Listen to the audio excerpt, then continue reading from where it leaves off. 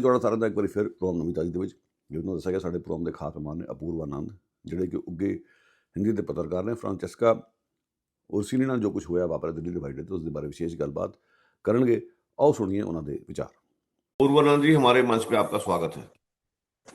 बहुत शुक्रिया जी। तो सबसे पहले यहाँ से शुरू करेंगे अपूर्व आनंद जी, क्योंकि आपकी काफी पकड़ है हिंदी साहित्य के ऊपर। जो फ्रांचेस्का ओरसीनी है उसके काम के बारे में हमारे दर्शकों को क्या बताना चाहेंगे आप? फ्रांचेस्का ओरसीनी इटली की रहने वाली हैं। उनके माँ पिता इटली के हैं, लेकिन लंदन में रहती हैं क्योंकि वहाँ पढ़ाती रही हैं वो सोवास लंदन में। अब वहाँ वो एमेरिटस प्रोफेसर हैं, लेकिन वो हिंदुस्तान आई थी हिंदी सीखने के लिए, और यहाँ उन्होंने जवाहरलाल नेहरू विश्वविद्यालय और केंद्रीय हिंदी संस्थान इन सब में हिंदी सीखी, और जब हिंदुस्तान आई तो एक तरह से इसके मोहब्बत में पड़ गई, तो हिंदी उनका विषय हो गया। यानी उनकी स्कॉलरशिप का इलाका हिंदी है। हिंदी के बारे में लिखना और ख़ासकर हिंदी के इतिहास के बारे में कि जिस हिंदी में हम बातचीत कर रहे हैं वह हिंदी कैसे बनी, उसका दूसरी ज़ुबानों से क्या रिश्ता है, ख़ासकर उर्दू से क्या रिश्ता है, फिर ये जो हिंदी का इलाका है वो कैसे बनता है, लोग एक दूसरे से कैसे मिलते जुलते हैं, उसकी जो मैगज़ीन्स हैं, पत्रिकाएं हैं। यह अवधारणा जर्मनी के समाजशास्त्री हैबरमास की थी, पब्लिक स्फेयर की। तो उन्होंने हिंदी के पब्लिक स्फेयर को देखने की कोशिश की पिछली सदी के कुछ 2-3 दशकों को लेकर, और वो उनकी पहली बड़ी किताब थी हिंदी पब्लिक स्फेयर, और उसकी बहुत चर्चा हुई, उसी से वो मशहूर हुई।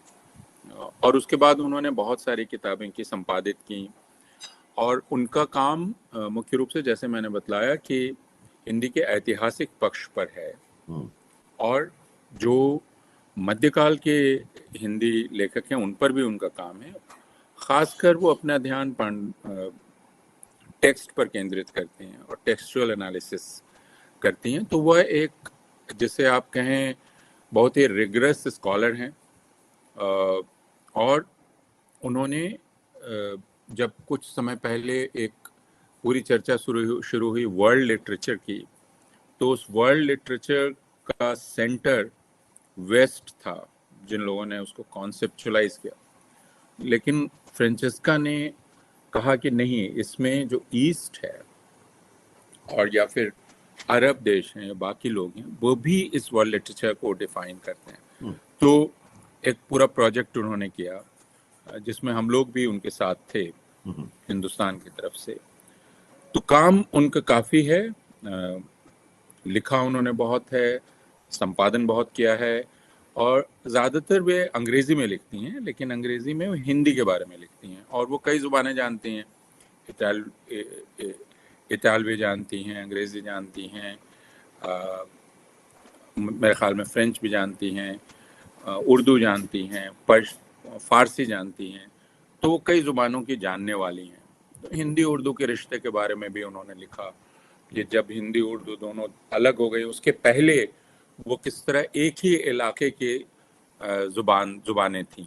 तो उनमें जो एक तरह की दोस्ती है, एक तरह की आवाजाही है, उसके बारे में भी उन्होंने लिखा। अनुवाद भी वे करती हैं। पिछले साल जब आई थी, हमारी बातचीत हुई थी, तो वे हिंदी की उपन्यासकार और कवि नीलेश रघुवंशी, जो भोपाल में रहते हैं, उनके उपन्यास का अनुवाद कर रही थी।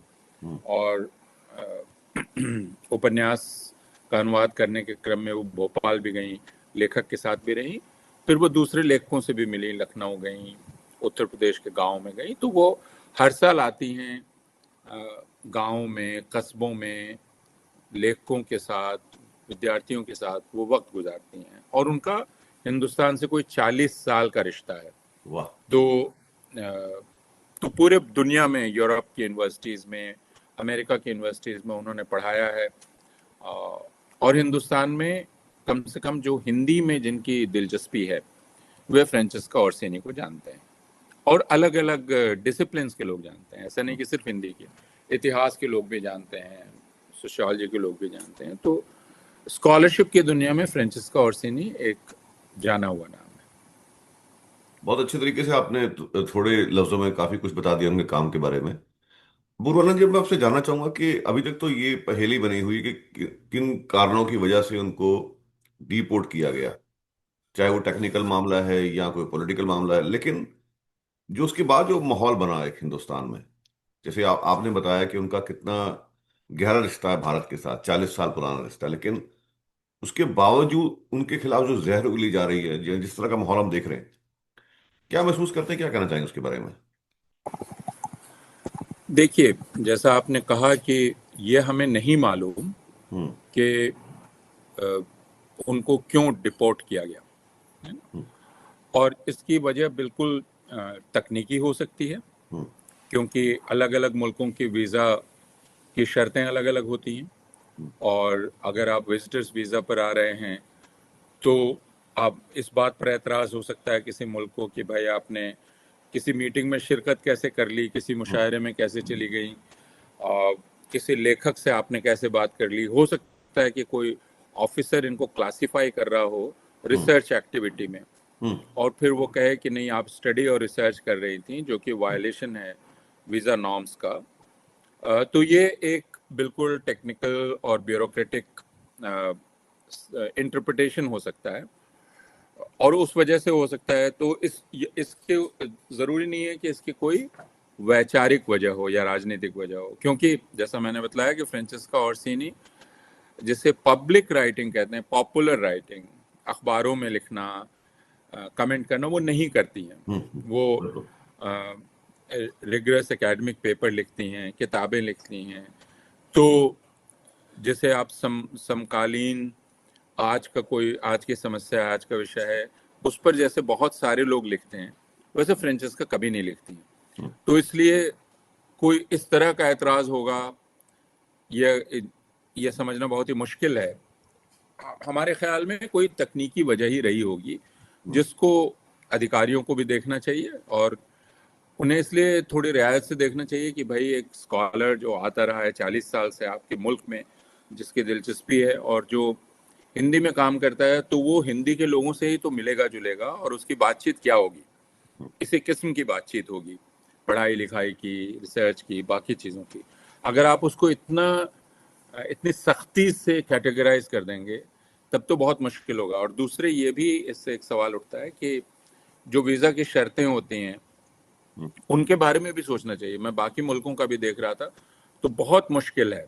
अगर कई मुल्क इसमें बहुत सख्त हैं, अमेरिका हो, हम्म। दूसरे मुल्क हों, तो इस पर सारे मुल्कों को सोचना चाहिए कि हम्म। हम अगर ये कहते हैं कि भाई हम एक एक पूरी दुनिया है, तो ग्लोबल इसमें आप विलेज। स्कॉलरशिप को नेशनल बाउंड्रीज में बांध के कैसे रख सकते हैं, और क्यों रखना चाहिए, और इतनी घबराहट क्यों है ना? हम ये हर मुल्क को है, मैं सिर्फ हिंदुस्तान के बारे में नहीं कह रहा। लेकिन उसके बाद जैसा आपने कहा कि जब उनको डिपोर्ट किया गया, ये खबर आई, और चूंकि हिंदुस्तान की सरकार ने अब तक बताना ज़रूरी नहीं समझा है, और ये भी बहुत फिक्र की बात है कि भाई एक स्कॉलर जो एक तरह से हिंदुस्तान का एम्बेसडर है, हम्म। हिंदी की एम्बेसडर मैं उनको कहूँगा पूरी दुनिया में, हम्म। वो हमारी एम्बेसडर हैं, बिना किसी खर्च के हमारे एम्बेसडर हैं। तो उनके साथ जो ये हुआ, तो वजह तो बतानी चाहिए, वजह हमें नहीं पता है, ये एक फिक्र की बात है। और इस वजह से कयास आराई हो रही है, ये हुआ होगा, वो हुआ होगा। तो कयास आराई नहीं होती अगर आप पहले ही दिन एक छोटा सा बयान जारी कर देते। लेकिन हो सकता है कि आप फ्रांचेस्का ओर्सिनी को कोई अहम आदमी ना मान रहे हो। आखिर वो क्या है, एक प्रोफेसर ही तो है, एक लेखक ही तो है, उसके उसकी बिसात ही क्या है, वो कोई एक राजनेता तो नहीं है। तो ये एक अलग मसला है। तो इसके चलते कयास आराई की जगह मिल गई। और लेकिन उसके बाद जो रिएक्शन हुआ हिंदुस्तान में, और ख़ासकर जिसे हम दक्षिण पंथ का रिएक्शन कहते हैं या हिंदुत्व का रिएक्शन कहते हैं, वह बहुत चिंताजनक है। क्योंकि और ये कई जिम्मेदार लोगों ने किया जो डिप्लोमेटिक सर्विस में रह चुके हैं, एम्बेसडर रह चुके हैं, फॉरेन सर्विस में रह चुके हैं।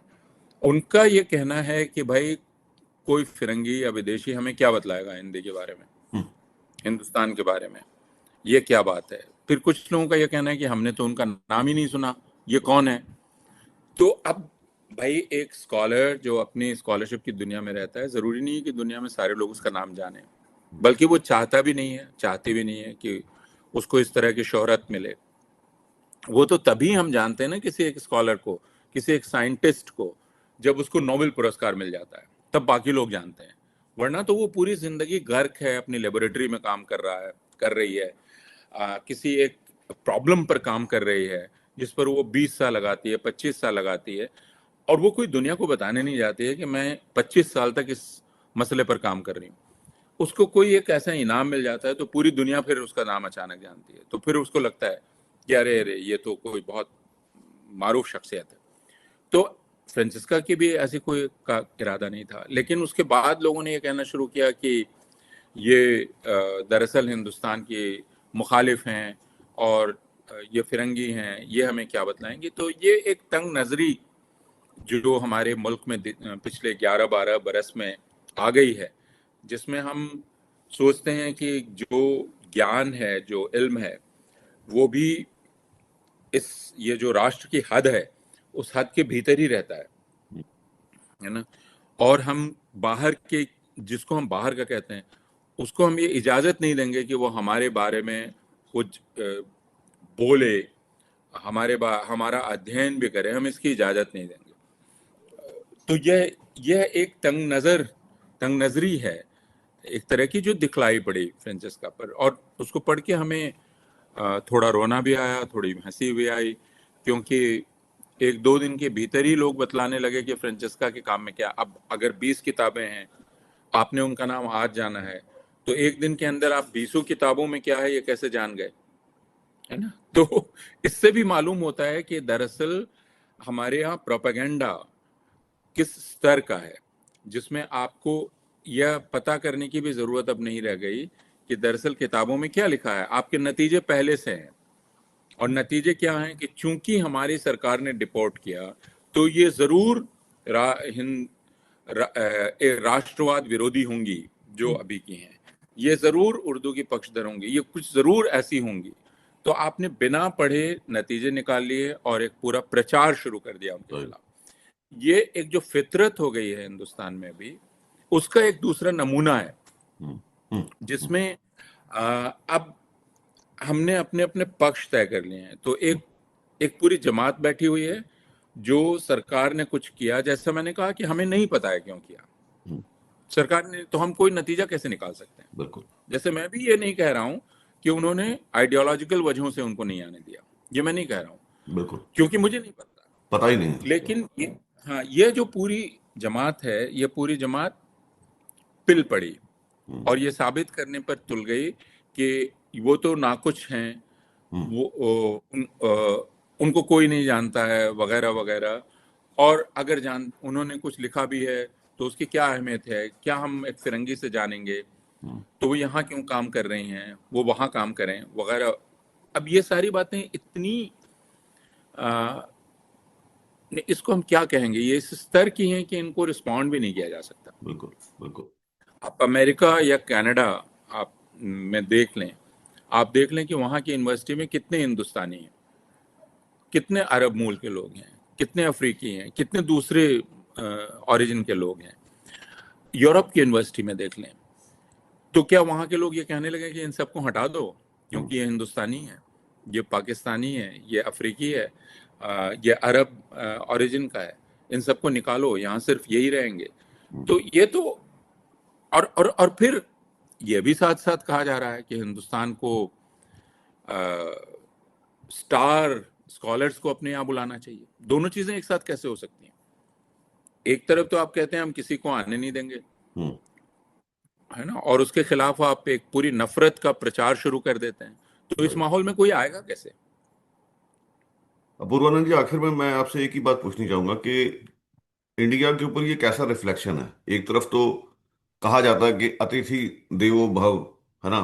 दूसरी तरफ आप हिंदुस्तान की बात करते हैं, जो जो सरकार है इस वक्त दिल्ली में बैठी है, तो उन पे कैसा रिफ्लेक्शन है कि जो उसके साथ हुआ, चाहे इसके कारण कुछ भी रहे हों, और जो रिएक्शन को देख के कैसा रिफ्लेक्शन है इंडिया के ऊपर इसको लेके।